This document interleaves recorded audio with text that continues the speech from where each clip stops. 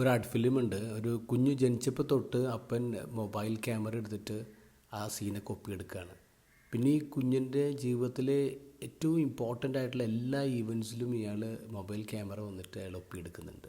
ഇവൾ ആദ്യമായിട്ട് എഴുന്നേറ്റ് നടക്കുന്നത്, ഇവൾ കസേരയിൽ കയറി നിൽക്കുന്നത്, ഇവൾ ബ്രഷ് ചെയ്യുന്നത്, ഇവൾ ബാസ്കറ്റ് ബോൾ കളിക്കുന്നത്, അങ്ങനെ അവരുടെ ലൈഫിലെ എല്ലാ അവിസ്മരണീയ മുഹൂർത്തങ്ങളും ഇയാൾ മൊബൈലിൽ ഒപ്പിയെടുക്കുന്നുണ്ട്.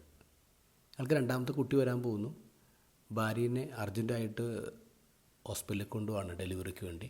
ആ സമയത്താണ് ഇയാളുടെ മൂത്ത മകൾ ഇയാൾക്കൊരു ഗിഫ്റ്റ് കൊടുക്കുന്നത്. അപ്പോൾ അയാൾ തുറന്നു പോലും നോക്കാതെ പോക്കറ്റിലേക്ക് ഇട്ടിട്ട് ഹോസ്പിറ്റലിലേക്ക് റഷ് ചെയ്യാണ്.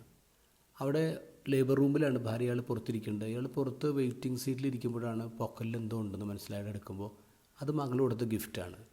തുറന്നു നോക്കിയപ്പോൾ അവൾ തന്നെ വരച്ചൊരു പിക്ചറാണ്. അതിൽ അയാളുടെ വൈഫുണ്ട്, മകളുണ്ട്, പിന്നെ അയാളുണ്ട്. പക്ഷേ അയാൾ ഷോക്കായിപ്പോയി. ഇയാളുടെ പടത്തിൽ ഇയാളുടെ തലയ്ക്ക് പകരം ഒരു മൊബൈലാണ്. അപ്പോഴേക്ക് മനസ്സിലായത്, എൻ്റെ മോള് അവളുടെ ജീവിതത്തിലെ ഏറ്റവും പ്രധാനപ്പെട്ട സമയങ്ങളിലൊക്കെ എൻ്റെ മുഖമല്ലല്ലോ കണ്ടിട്ടുള്ളത്, എൻ്റെ മുഖത്തിന് മുമ്പിൽ ഞാൻ പിടിച്ച മൊബൈലല്ലേ. പെട്ടെന്നൊരു തിരിച്ചറിവുണ്ടായിട്ട് ഈ മനുഷ്യൻ നേരെ ലേബർ റൂമിലേക്ക് കയറി ഭാര്യയെ ഡെലിവറിക്ക് സഹായിക്കുകയാണ്.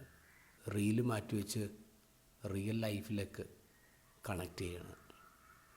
ഇന്നത്തെ ഗോസ്പലിൽ നമ്മൾ കാണുന്നത് ഒരു ഇൻക്രെഡിബിൾ ഫാദറെയാണ്, ജോസഫിനെയാണ്. ജോസഫ് ഉറക്കത്തിൽ ഉണർന്നിരുന്ന മനുഷ്യനാണ്. അച്ഛനുറങ്ങാത്ത വീടെന്നൊക്കെ പറയാം. തൻ്റെ മകന് രക്ഷപ്പെടുത്താൻ കവചം തീർത്ത ഒരാളാണ്. ഇന്നത്തെ അപ്പന്മാർ ശ്രദ്ധിക്കണം.